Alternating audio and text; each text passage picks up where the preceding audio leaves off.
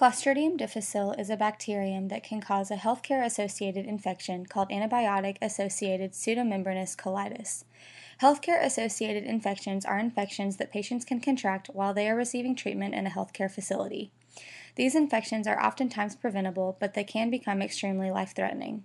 Clostridium difficile has become resistant to antibiotics of the carbapenem class, and it is transmitted via the fecal-oral route, meaning that it spreads from the feces of one person to the mouth or mucous membranes of the next person.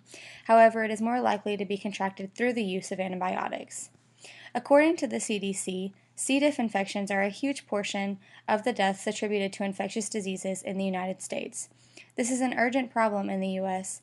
On a scale of 1 to 5, it is considered to be at the highest level. In a 2015 study, at least 250,000 patients were diagnosed per year with the Clostridium difficile infection, or CDI, and 14,000 deaths per year have been attributed to C. diff infections.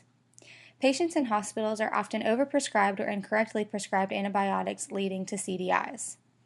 Clostridium difficile produces two toxins that can be lethal to humans.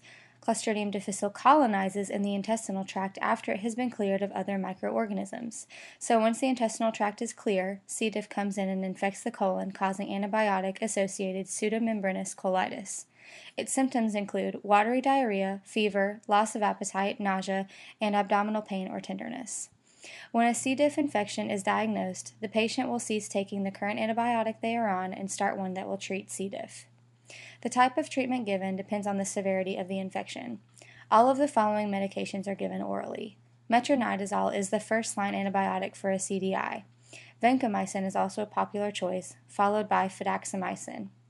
The trade name for metronidazole is Flagyl, and this antibiotic is also used to treat pelvic inflammatory disease, endocarditis, and bacterial vaginosis.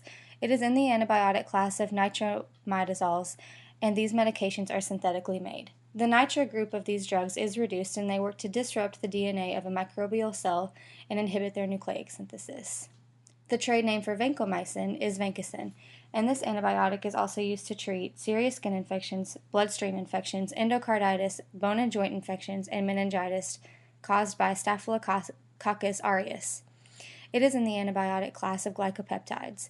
Vancomycin is made from the soil bacterium Amycotopsis orientalis, which is naturally occurring.